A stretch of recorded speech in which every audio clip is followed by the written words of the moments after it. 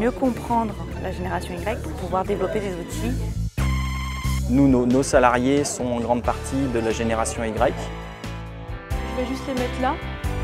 Exigence, équilibre, vie privée, vie pro. On se rend compte qu'on en a besoin de cette génération Y, mais qu'elle a des particularités qu'il faut absolument savoir gérer et manœuvrer.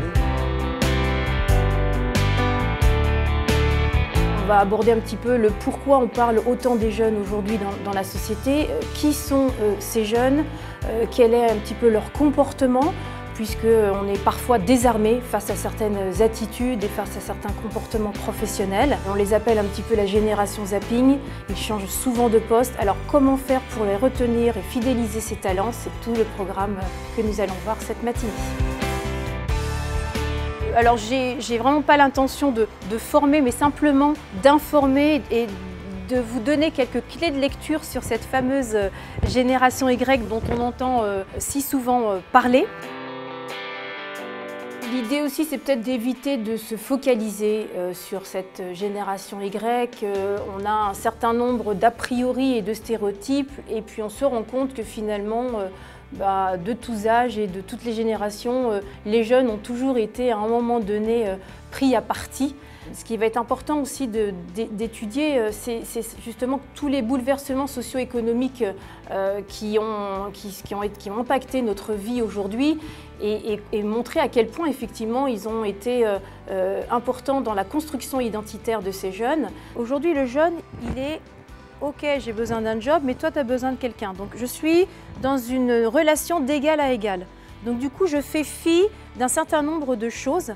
Et pour vous, ce qui va être important, c'est justement de cerner ces motivations et de voir justement comment nous, entreprises, nous allons pouvoir gérer ça et se projeter dans un avenir de façon un peu plus confiante, un peu plus sereine.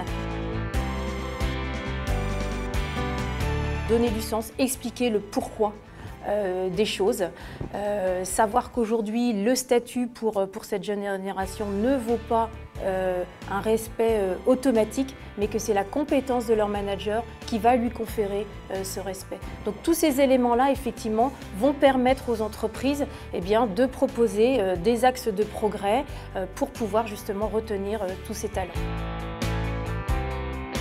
Donc on est une jeune entreprise sur un sujet innovant, essentiellement composé de jeunes. Je suis plus vieux, à 42 ans.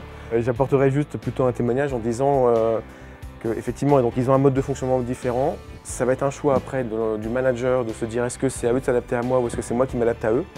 Moi, je serais tenté de dire que par défaut, ils ont raison parce que c'est eux qui arrivent et ils sont là et si on a besoin d'eux, c'est à nous de nous adapter, ça peut faire mal au cœur.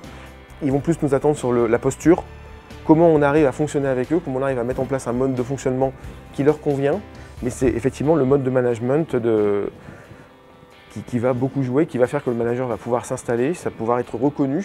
Nous avons eu le témoignage d'une start-up, justement, Quibi, qui nous a fait part, lui, de sa pleine satisfaction de travailler avec des jeunes, puisqu'ils sont très créatifs et qu'à partir du moment où on leur donne un projet, une idée, ils savent trouver l'information, ils savent s'en servir et ils sont capables de délivrer un projet rapidement et très efficacement.